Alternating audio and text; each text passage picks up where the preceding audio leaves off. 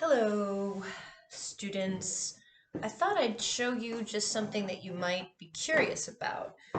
I'm gonna make a painting, but first I've got to stretch it with canvas. So why don't you watch? All right. So now I'm gonna lay out. I usually don't do this in my dining room. Usually do it on the floor in the front of my house, but this will be good. We've got some space on either side. This is a small canvas. Mrs. Mercury likes big canvases, but I got all these. These are called stretcher bars, by the way. That's what these are called. And they actually come apart. You see how there's a little seam there? So they come apart, and then you place it down. You want some extra left over on your canvas. So this piece is a little bigger than I need. So I'm going to cut off from the edge, and then because it's nice heavy canvas, I can just rip it. And this I'll probably give to one of my kids to paint on. So next thing we need is a small staple gun. Now this is tiny because I have really small hands. So you guys could probably use one this size. So first thing I'm going to do is I'm just going to put a staple, one on each side.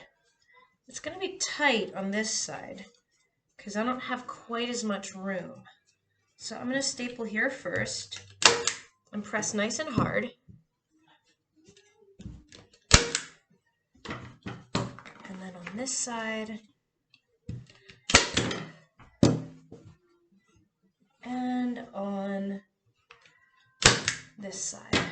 So now I've got it all on there, okay?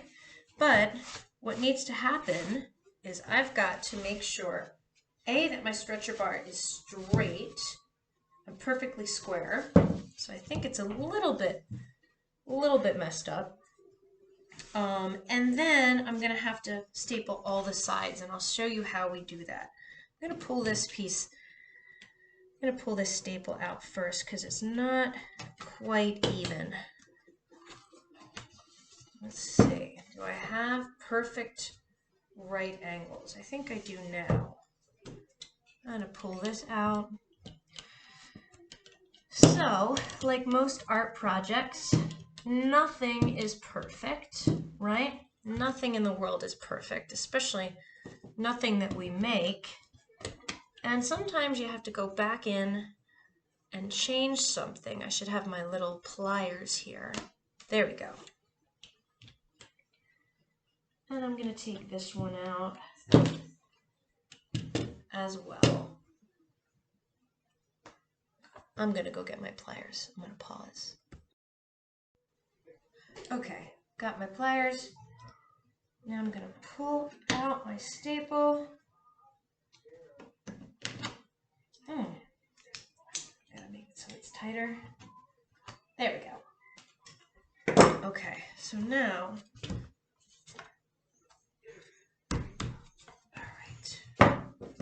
all right, now, here we go again. And 1 and 2 and 3. Okay. Now, I'm going to go and I'm going to staple from here to here. And I'm going to pull extra, actually, no, I'm going to start this side since this is my tiniest bit of canvas. And we have these things called canvas pliers that help us to staple and pull the canvas at the same time, because I've got to pull it from the middle and then to the sides to make it nice and straight. Okay, so next I'm going to go to this side. I'm going to go diagonal. And pulling it again. And then in each of these areas, putting my staples in as hard as I can. Next, here, we go across this way. Then I'm going to go here.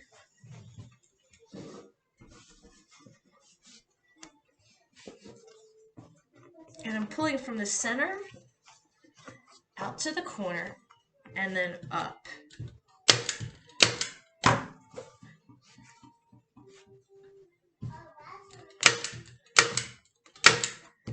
Now I'm going to go here. Opposite, opposite. These little pieces you just pull off. All right.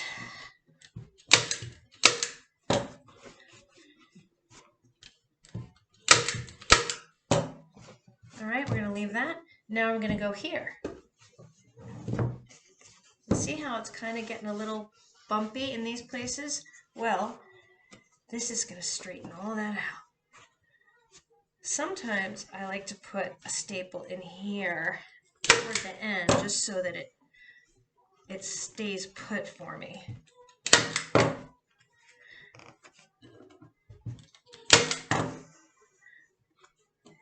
Okay.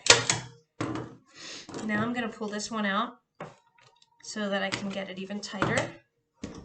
Pliers again. And here and here. Now, opposite.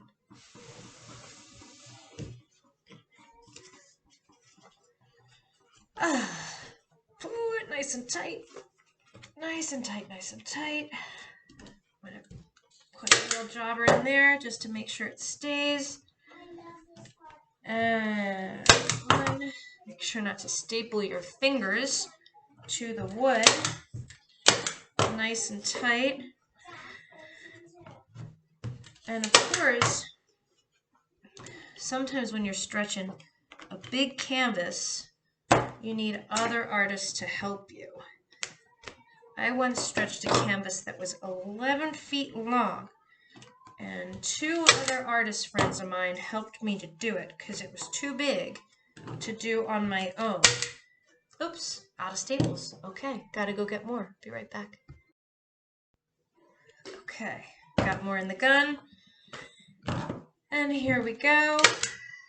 Put another one in here. And now just 2 more sides to do. Here and here. So now I'm going to go here. Pull nice and tight.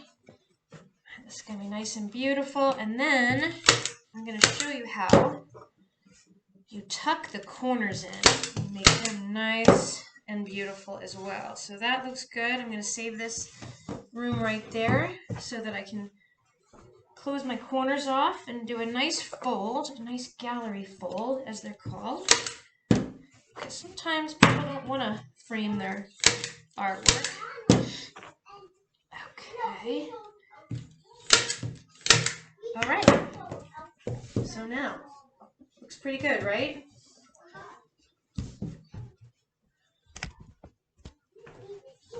Here we go. Here's my canvas. Stretcher bars. And this is the extra stuff.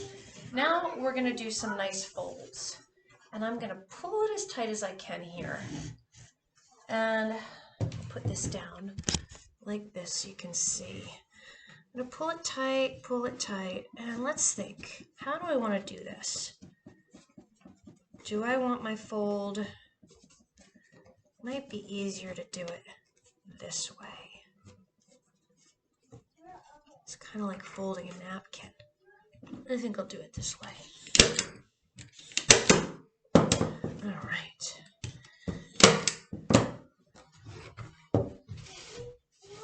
All right, I like this.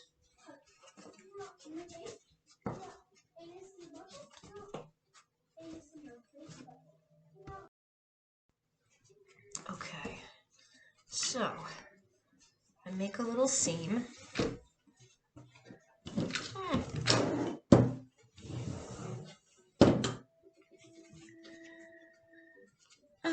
And they've all got to kind of tuck in the same way.